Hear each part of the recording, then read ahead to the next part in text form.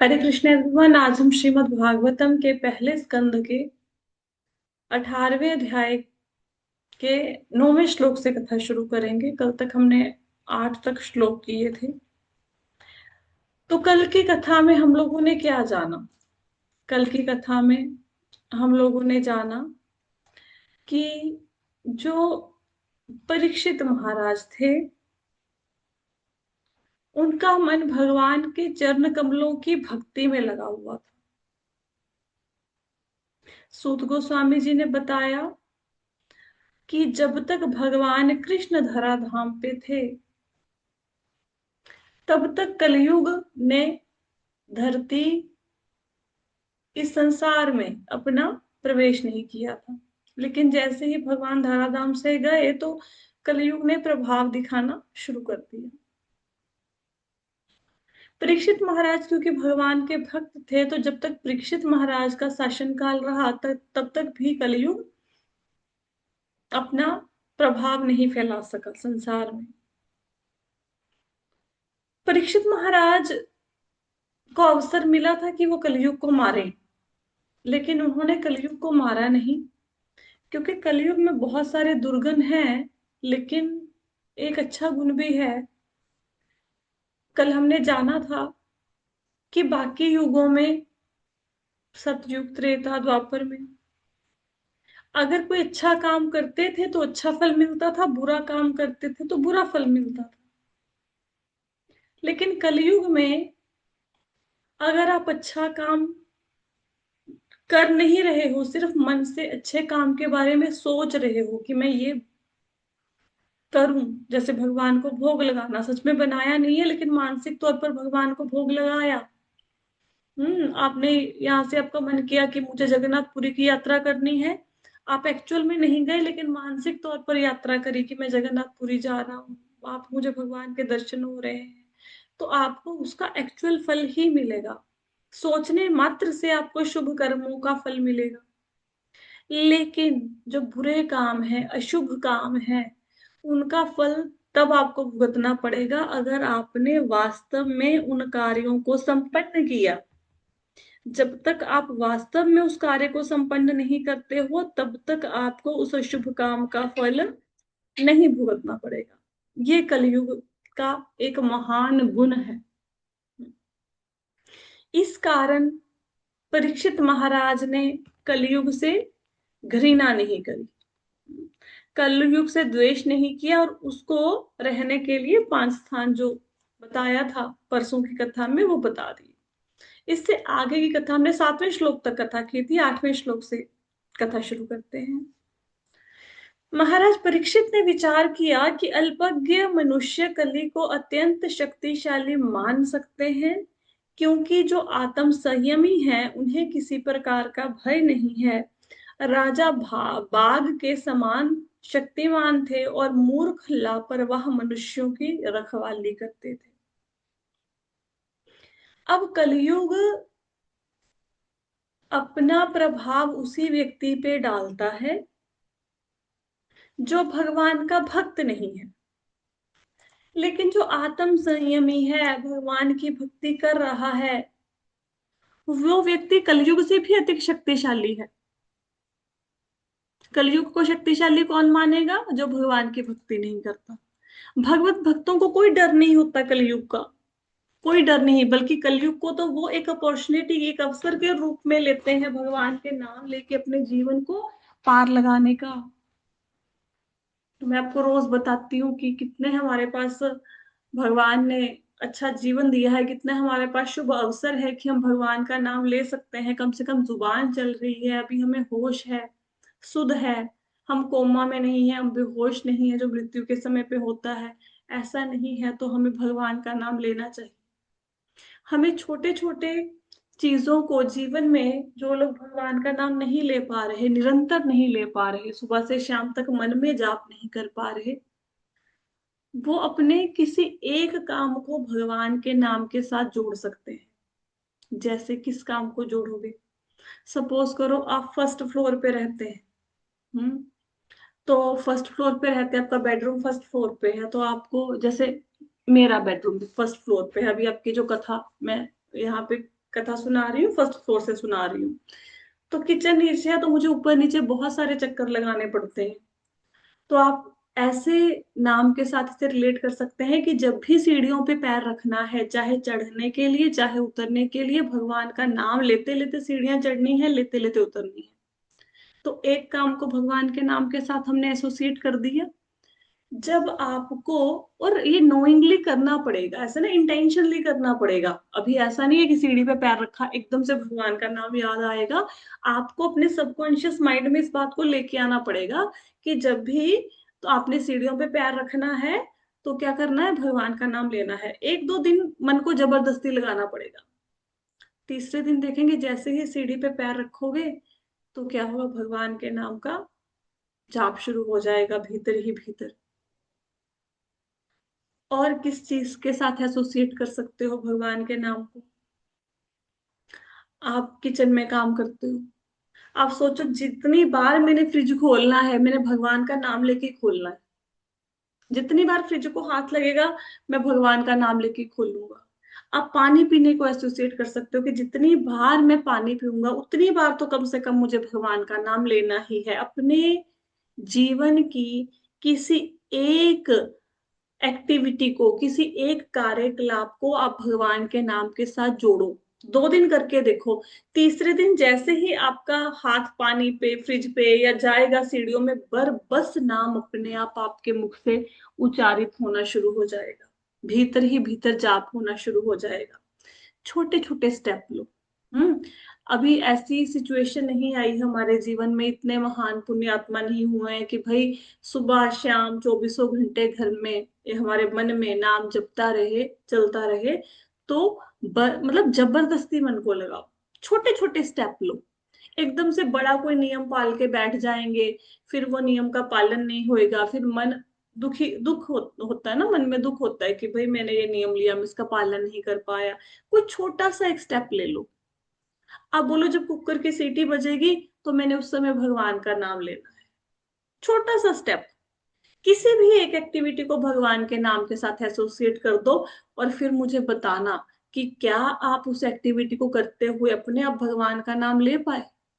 ये करना जीवन में। ऐसे धीरे धीरे आप देखेंगे कि आपको नाम लेने की आदत पड़ जाएगी। और फिर आपको जबरदस्ती नाम लेना नहीं पड़ेगा। मतलब आप, आपके हाथ रोटी बना रहे हैं, आप सफाई कर रहे हो घर की, आप ऑफिस में बैठे हो, नाम अंदर ही अंदर अपने आप चलेगा, निरंतर चलेगा। पर स्टार्टिंग में इनिशियली आपको थोड़ा सा प्रयास करना पड़ेगा। तो जितने भी लोग कथा सुन रहे हैं, वो कम से कम अपने जीवन की किसी भी, अभी से सोचो, ठीक है, कि मैं कौन सी ऐसी एक चीज है जो मैं जब करूंगा तब भगवान का नाम लूंगा। ठीक है।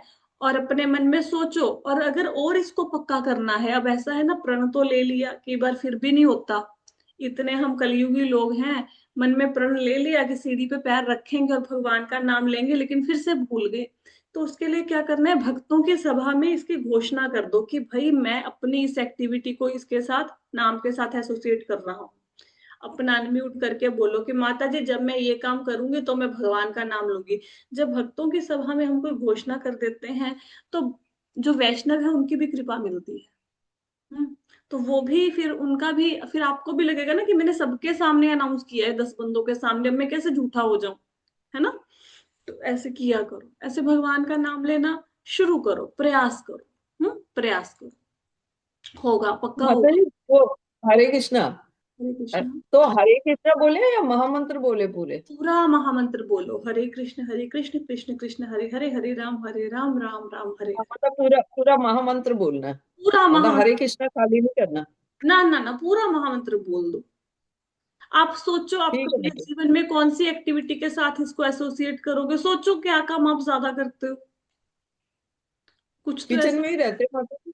किचन में रहते हैं ना, तो किचन में कुछ एक चीज पकड़ लो कि क्या करोगे। किचन में सोच लो कि जब भी मैं नाइफ को हाथ लगाऊंगी, किचन में कटिंग चॉपिंग का काम तो सबको करना पड़ता है ना, कि जितनी बार मैंने चाकू को छूना है, मैंने हरे कृष्ण महामंत्र बोलना है, ये सोच लो। वेरी इजी ना। ऐसे सोचो, छोटा सा स्टेप लेके देखो। हरे कृष्णा माता जी। हरे आप कृष्णा। ठीक बिल्कुल है माता सही जी। कह रहे हैं माता जी।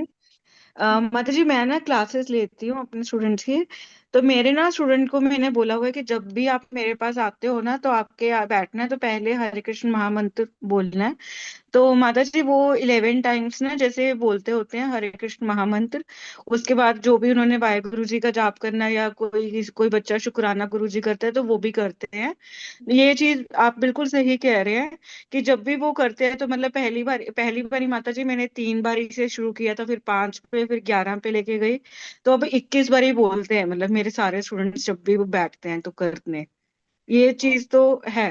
कितनी तो अच्छी इससे बात है। आपने आपने तब मेरे को आपने हमें टारगेट दिया था कि आपने सबको प्रचार करवाना है, तो आपने जीवन में लेके आना है, तो मैंने ये अपने स्टूडेंट्स के ऊपर किया था माता जी।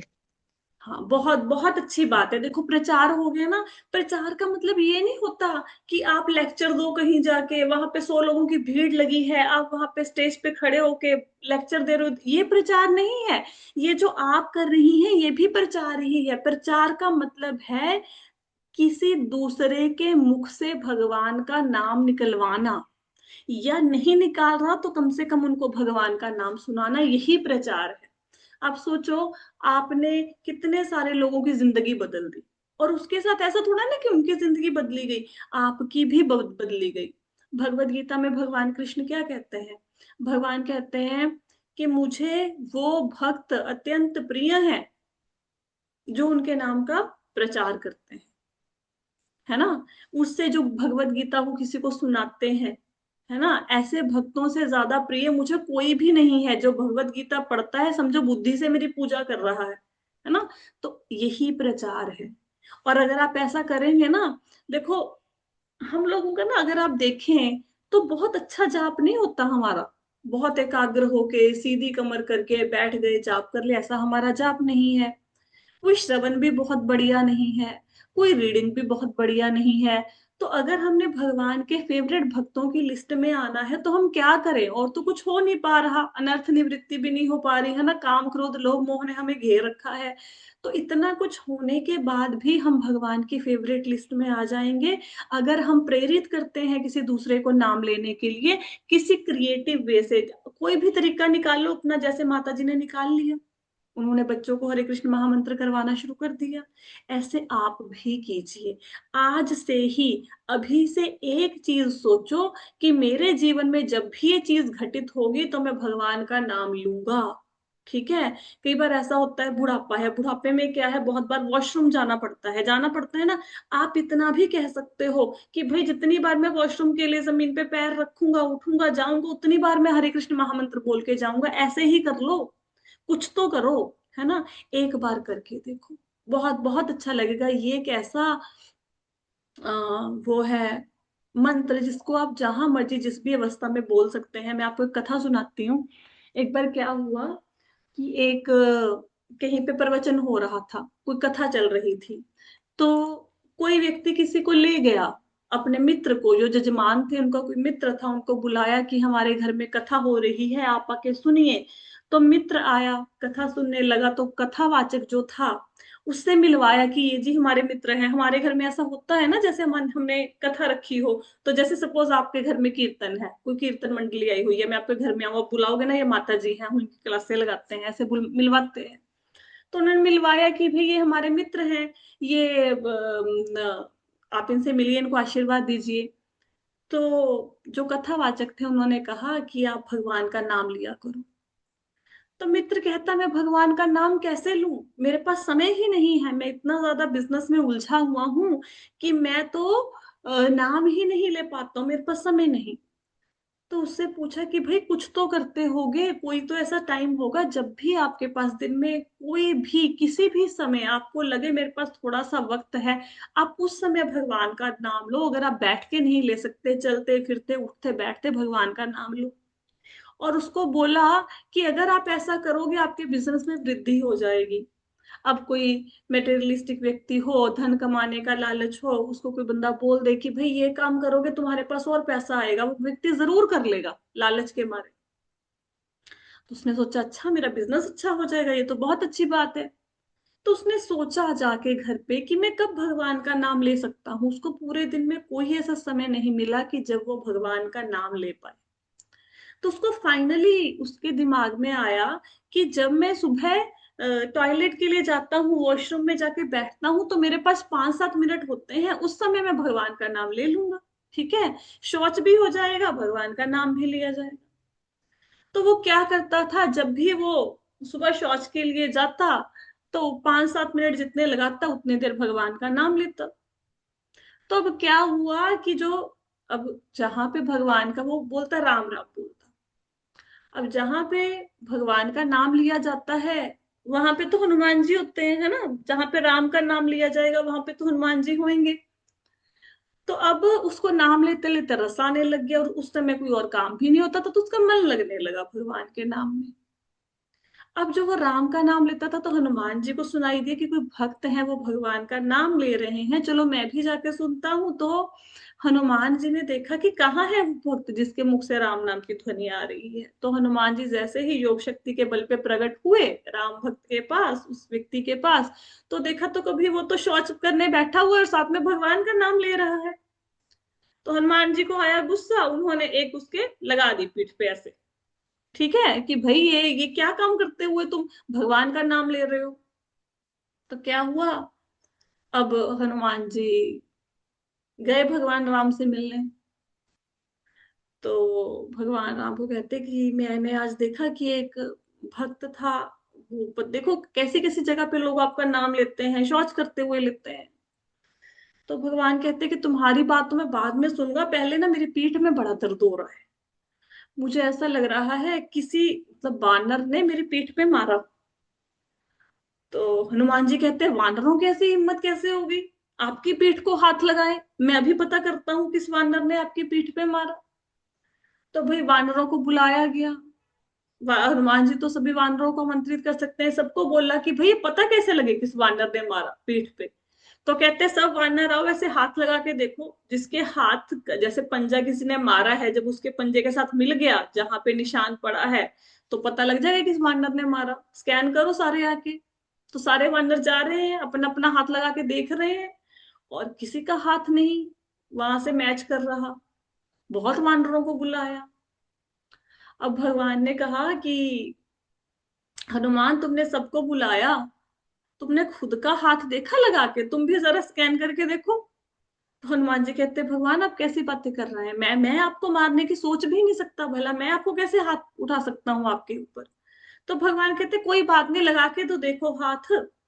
तो जब हाथ लगा के देखा तो वो हाथ हनुमान जी के साथ मैच हो गया। अब हनुमान जी डर गए, वो कहते मैंने तो आपको कुछ नहीं कहा, मैंने तो आपके ऊपर हाथ नहीं उठाया, ये कैसे हुआ भगवान। तो भगवान कहते जो तुमने सुबह भक्त को लगाया है ना, वो मेरा नाम ले रहा था तो उसको लगा तो मुझे भी लगेगा। देखो भगवान इतने दयालु हैं कि उनका नाम भले ही व्यक्ति किसी भी अवस्था में कहीं पे भी ले, बाकी आप कोई मंत्र बोलेंगे ना उसके उच्चारण का नियम होता है, ठीक है, ऐसे नहीं किसी भी मंत्र का जाप कर सकते। लेकिन जो हरे कृष्ण महामंत्र है ये किसी भी परिस्थिति में, किसी भी समय, किसी भी अवस्था में लिया जाता है, इसके लिए कोई विधि विधान नहीं है। तो आप इस नाम को लीजिए, भगवान कितने दयालु हैं। वो ये नहीं देखेंगे कि भाई ये इसने चाकू उठाया भगवान का नाम ले रहा है, इसको इसका फल नहीं देना ना। जितनी बार आप, अगर आप ऐसा करेंगे ना, आप, आज क्या दिन है, आज शुक्रवार है ना, आप मंडे को मुझसे बात करना, मंडे को जो भी इस एक्टिविटी को कर पाएंगे, वैसे तो मैं आपको छोटे छोटे काम देती रहती हूँ, पता नहीं कोई करता है नहीं करता। अगर आप मंडे तक इस एक्टिविटी को करोगे ना, आप मंडे को मेरे से बात करना, और आप मेरे से खुद एक्सपीरियंस शेयर करोगे कि माता जी हमारे दिमाग में भगवान चल रहे थे। जो हम भगवान को, ऐसा होता है ना 16 माला करी तब तो भगवान का नाम आ रहा है, तब भी घर के काम घूम रहे हैं दिमाग में, है ना, तो भगवान में मन नहीं लग रहा। अगर आप किसी अपनी एक एक्टिविटी को भगवान के नाम के साथ एसोसिएट करोगे तो आप देखेंगे आपका मन पूरा दिन भगवान में लगेगा। लेकिन कौन सी एक्टिविटी को भगवान के नाम के साथ एसोसिएट करना है, जो आप मैक्सिमम करते हो, मैक्सिमम। पानी पीने का आदत है, मोबाइल देखने का आदत है, सबसे बेस्ट एक्टिविटी। जितनी बार मैं मोबाइल को हाथ लगाऊंगा, जितनी बार मैं व्हाट्सएप खोलूंगा मैं हरे कृष्ण महामंत्र बोल के ही खोलूंगा, जितनी बार मैं यूट्यूब चलाऊंगा मैंने हरे कृष्ण महामंत्र बोल के चलानी है। ये प्रण ले लो, देखना फिर कैसे माला होती है, पूरी की पूरी माला हो जाएंगी, क्योंकि बार बार देखना तो व्हाट्सएप ही है 2-2 मिनट के बाद, है ना। तो ऐसे किसी एक्टिविटी को एसोसिएट करो। चलो ये आपका आज का मैंने टास्क दे दिया, काम दे दिया, मंडे इसके ऊपर बात करेंगे। आई होप सो कि सब इस काम को करेंगे। तो आगे क्या कहते हैं कि महाराज परीक्षित, हाँ, महाराज परीक्षित ने सोचा कि जो मूर्ख लोग हैं उनको कलयुग का डर है, लेकिन जो आत्म संयमी है, जिनका इंद्रियों के ऊपर संयम है, जो भगवान के भक्त हैं, उनको कलयुग का कोई भी डर नहीं है। तो राजा की तुलना किसके की साथ की गई है? बाघ। जैसे बाघ को डर नहीं होता, तो राजा जो परीक्षित महाराज थे वो बाघ के समान थे। और वो जो ऐसे व्यक्ति हैं जो कलयुग के प्रभाव में हैं, उनकी रखवाली करते थे, उनको भगवत भक्ति में लगाते थे। ठीक है,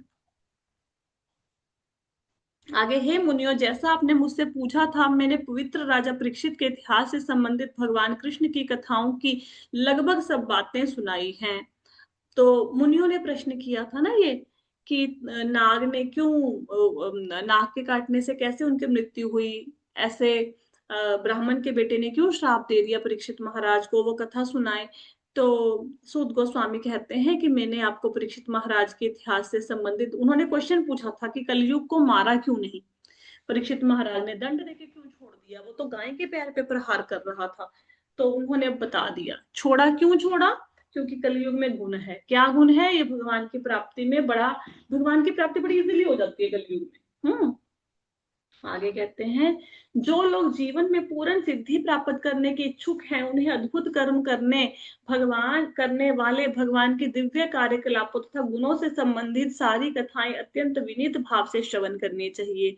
तो कहते हैं कि जो लोग जीवन में पूर्ण सिद्धि क्या होती है? पूर्ण सिद्धि है कि भगवान के धाम में जाना, भगवान के प्रेम की प्राप्ति करना, भगवान की सेवा करना। तो जीवन में जो लोग ये चाहते हैं, उनको क्या करना चाहिए? उनको भगवान के कार्यकलापों और भगवान के गुणों से संबंधित कथाएं सुननी चाहिए, जैसा कि आप सब लोग सुनते हैं रोज 2:15 पे। और कैसे सुननी चाहिए? विनीत भाव से, चैलेंजिंग भाव से नहीं सुनना। ऐसे मत सोचना कि जो सुना रहा है वो हमें तो उससे ज्यादा बढ़िया आता है, या चैलेंज करने के लिए कथा को सुनना कि इन्होंने ये सुनाया है, मैं इसको कॉन्ट्राडिक्ट कैसे करूं, कैसे प्रश्न पूछूं। प्रश्न हमेशा पूछने चाहिए, प्रश्न पूछना तो अच्छी बात है, लेकिन चैलेंजिंग वे में नहीं, विनीत भाव में पूछने चाहिए। ये मैं अपने लिए नहीं बात कर रही, आप किसी की भी कथा सुने। ये बात कहाँ से आई? क्योंकि कई बार देखते हैं कि कोई कथावाचक कथा सुना रहा है, लोग बहस करते हैं फालतू की, वहां पे जाके आपने ऐसा कैसे बोल दिया। उनका मतलब वो ऐसे श्रोता होते हैं, वो तो ना तो खुद ही कथा में मन लगाते हैं और ना ही दूसरों का लगने देते हैं। ठीक है, हमने ऐसे वक्त श्रोता नहीं बनना है, हमने विनीत भाव से कथा को सुनना है, अत्यंत श्रद्धा के साथ। अगर आपके मन में ये बात एक बार बस गई ना कि ये श्रीमद् भागवतम है जो मुझे भगवान के धाम में लेके जाएगी, तो डेफिनेटली श्रीमद् भागवतम आपको भगवान के धाम में लेके जाएगी। लेकिन अगर आपने सोचा कि नहीं, ये तो एक साधारण पुस्तक ही तो है जिसको हम पढ़ रहे हैं, इससे क्या होगा, फिर श्रद्धा नहीं बनी ना। श्रद्धा और विश्वास होना बहुत जरूरी है।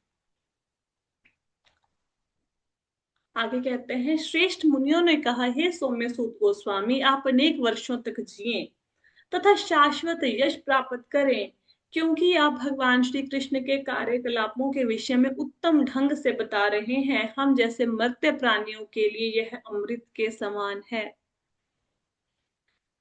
आप कई बार किसी संसारिक चीज में आनंद का अनुभव करते हैं, किसी को खाने में मजा आता है, किसी को अच्छा पहनने में मजा आता है, किसी को बातें करके मजा आता है। लेकिन आप देखेंगे कि जो भगवान की कथाओं में आनंद है ना, वैसा आनंद संसार के किसी भी सुख में नहीं है। आज आप नया वस्त्र पहनते हैं ना, एक बार नया पहना अच्छा लगेगा, दूसरी बार नया पहना अच्छा लगेगा, तीसरी बार वो आपकी रूटीन बन जाएगी। अब आपको उससे कोई ज्यादा प्रसन्नता नहीं होगी, वो एक रेगुलर पहनने वाला कपड़ा बन जाएगा। नई गाड़ी लेके आए, 1 महीना 2 महीना क्रेज रहेगा, कोई स्क्रैच पड़ जाए, कोई कुछ गिर जाए तो बुरा फील होगा, उसके बाद बुरा नहीं लगेगा। नया घर बनाओगे ना, स्टार्टिंग में होता है ना, कोई निशान ना लग जाए, कोई दीवारें ना खराब कर दे, और 2-3 साल के बाद उस घर में जगह जगह पे निशान लगे होते हैं। तो आज हमें जो वस्तु आनंद दे रही है वो टेम्परेरी सुख है, टेम्परेरी आनंद है, लंबे समय के लिए टिकने वाला नहीं है। लेकिन भगवान कृष्ण की कथाओं में जो आनंद है, उनके कार्यकलापों में, उनके गुणों की व्याख्या करने में जो आनंद है, ऐसा आनंद परमानेंट है। संसारिक आनंद कुछ क्षणों के लिए रहेगा। आपने जीभ में रसगुल्ला डाला तो जब तक जीभ के ऊपर रसगुल्ला है तभी तक उसका स्वाद है। एक बार रसगुल्ला जीभ से नीचे गया तब कोई स्वाद नहीं, खत्म। 2 मिनट का था, वो स्वाद खत्म हो गया। लेकिन भगवान की कथाओं का जो आनंद है वो ऐसा है, इस लोक में परलोक में हर जगह पर आपको वो आनंदित रखेगा, इस जीवन में भी अगले जीवन में भी। हाँ, तो कह रहे हैं यहाँ पे ऋषि मुनि सूत गोस्वामी से कि आप हजारों वर्षों तक जिए, आपकी आयु लंबी हो। क्यों? क्योंकि आप भगवान के कार्यकलापों को बहुत अच्छे ढंग से हमें बता रहे हो। और हम जैसे जो मरते लोग कौन है? पृथ्वी। पृथ्वी के जो प्राणी हैं, हमारे लिए तो ऐसी कथाएं अमृत के समान है ना। देखो अभी तो आपके पास बहुत सारे साधन है ना, यूट्यूब लगाओ और कथा शुरू हो जाएगी। जिस भी प्रवक्ता की आपको अच्छे लगते हैं प्रवचन, उसके सुनो आप। लेकिन पहले के जमाने में तो कोई सुनाएगा तभी सुनेंगे ना, अब यूट्यूब तो था नहीं। तो ऐसी कथाएं बड़ी दुर्लभ थी। कोई ऋषि मुनि आएंगे, किसी संत का, किसी वैष्णव का संग मिलेगा तब भगवान की कथा सुनने को मिलेगी। तो कहते हमारे लिए ये कथाएं अमृत के समान है, आप इन कथाओं को सुनाते रहे, मतलब ये कहना चाहते हैं।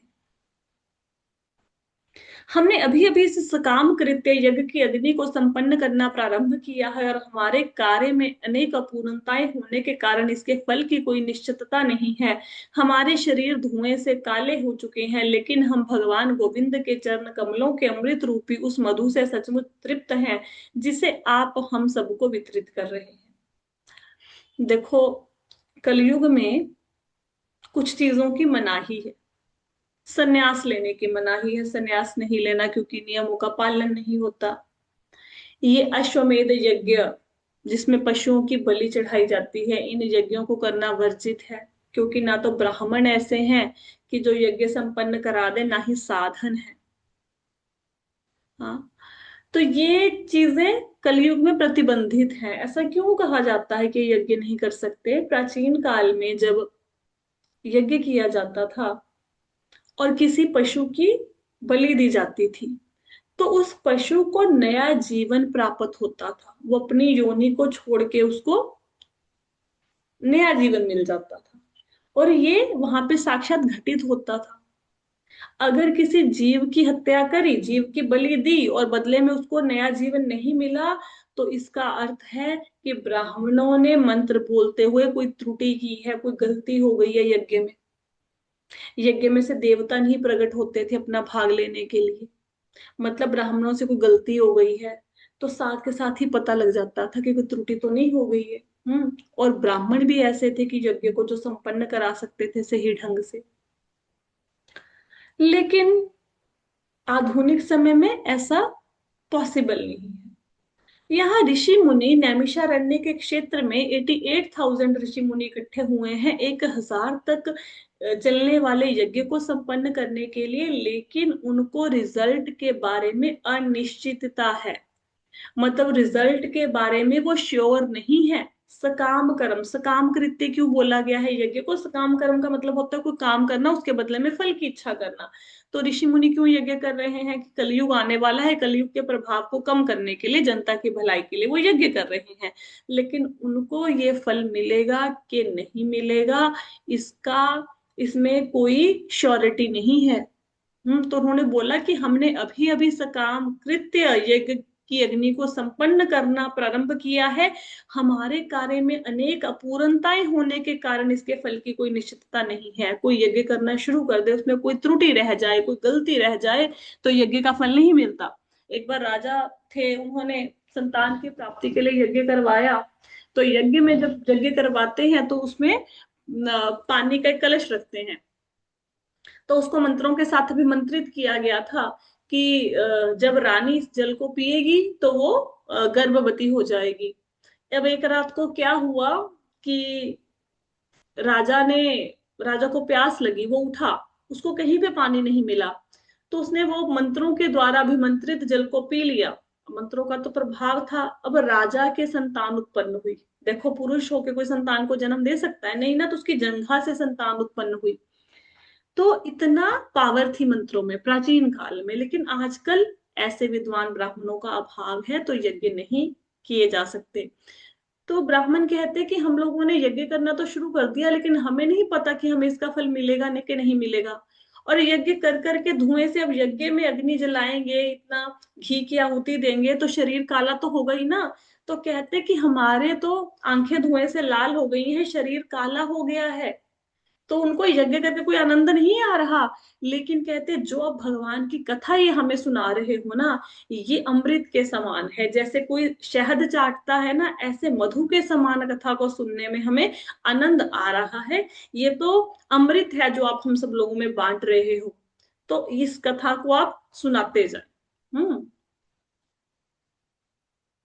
भगवत भक्त के साथ क्षण भर की भी संगति के महत्व की तुलना ना तो स्वर्ग लोक की प्राप्ति से, ना भौतिक मुक्ति से प्राप्त की जा सकती है। तो इन संसारिक वरदानों के विषय में क्या कहा जाए, जो भौतिक संपन्नता के रूप में होते हैं और मर्त्यों के लिए है। यहाँ पे क्या बताया गया है, अगर कोई गंगा में स्नान करेगा ना, तो बहुत सालों तक स्नान करेगा, तब जाके उसका उसका शुद्धिकरण होगा।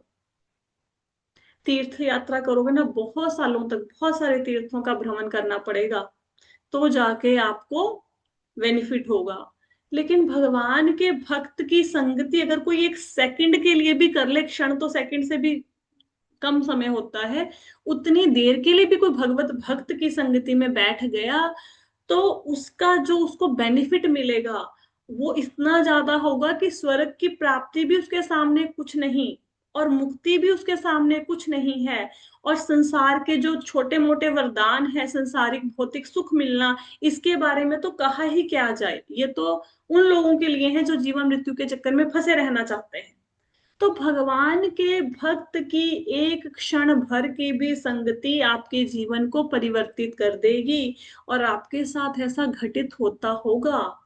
बहुत सारे लोग ऐसे हैं जो जब आपको माला करते देखते हैं, आपको हरे कृष्णा बोलते देखते हैं, आपके माथे पे तिलक लगा हुआ देखते हैं, तो कहीं ना कहीं पे वो भी प्रभावित होके भक्ति करना शुरू करते हैं। तो आप अपने आचरण को ऐसा बनाइए कि आप दूसरों को भक्ति करने के लिए प्रेरित कर सकें, है ना। और ये नहीं पता कि आपके आचरण को देखकर कोई दूसरा व्यक्ति कितना ज्यादा भक्ति में उन्नति कर जाए, आप अंदाजा भी नहीं लगा सकते। मेरे पास लास्ट ईयर एक बच्चा था, उस बच्चे की मदर मेरे पास वो थेरेपी करवाने आती थी, और मैंने उस बच्चे वो जब तक बच्चे की थेरेपी होती थी तो तब तक वो कोई बात करती थी मैं सुन लेती थी, लेकिन जैसे ही बच्चे की थेरेपी खत्म हुई, मैं साथ के साथ माला पकड़ लेती थी। रोज का यही काम था, उसने आना मेरे हाथ में माला होनी, उसने जाना मेरे हाथ में, एक सेकंड में माला आ जाती थी। मैं कभी ऐसा नहीं है कि मैं थक गई चलो थोड़ी देर रेस्ट कर लो, टीवी देख रही हूँ, मोबाइल देख रही हूँ, नेवर एवर। और एक मेरे घर में रोज कान्हा जी को भोग लगता था, तो जो आती थी तो मैं उसको दे देती थी ठाकुर जी का भोग। अब मैंने उसको ये नहीं कहा कि तुम भक्ति करो, तुम माला करो, कुछ नहीं बोला। उसने वहां पे जब वो गई अब्रॉड में, उसने खुद ने जाके माला करनी शुरू कर दी। ऑस्ट्रेलिया गई, पूजा माता जी ज्वाइन करते तो हैं, आप देखते तो हो। तो उन्होंने देख देख के माला करनी शुरू कर दिया, वो पूरा दिन भगवान का नाम मन में उच्चारित करते हैं, किसी भी तरीके से हमेशा अपने आप को भगवान के नाम में लगा के रखती हैं। वो 8-10 घंटे जॉब करती हैं, वहां पे ट्रेन चलाती हैं, तो जितनी देर तक वो ड्राइविंग करेंगी उतनी देर तक उनके मुख से भगवान का नाम निकलता रहता है। उतनी देर 9-9 10-10 घंटे कॉन्टिन्यूसली भगवान का नाम लेना। आप सोचो, आपको देखकर किसके जीवन में कितना बड़ा परिवर्तन आ जाए, आप सोच भी नहीं सकते। अपने आचरण को ऐसा बनाएं कि दूसरे लोग आपसे भक्ति करने के लिए प्रेरित हों, है ना। जैसा हम किसी के साथ रहते हैं, जैसा उसका आचरण होता है, वैसा हम भी बन जाते हैं। कोई ऐसी आप अपनी सहेली बनाना जिसको सूट साड़ियों का बड़ा शौक हो, आप देखना धीरे धीरे आपके मन में भी वो भावना आ जाएगी कि चलो मार्केट में सेल लगी है, नया कपड़ा खरीदना है। ऐसे ही आप भी अपनी अलमारियां भर लोगे, संगति का असर पड़ता है। आप अपने आप को ऐसा बनाओ कि आपकी संगति में कोई व्यक्ति 5 मिनट 2 मिनट के लिए भी आ जाए तो भगवान का भक्त बन के जाए, आपसे कुछ सीख के जाए, भगवान का नाम उच्चारण करके जाए। ठीक है। तो इसके साथ ही हम कथा को यहाँ पे विश्राम देंगे। आज तो अग्न्या श्लोक का शुरू नहीं कर पाएंगे। किसी का कोई प्रश्न है? नहीं है? ठीक है, कथा को विश्राम देते हैं। श्रीमद् भागवतम की जय, श्रील प्रभुपाद की जय। हरे कृष्ण।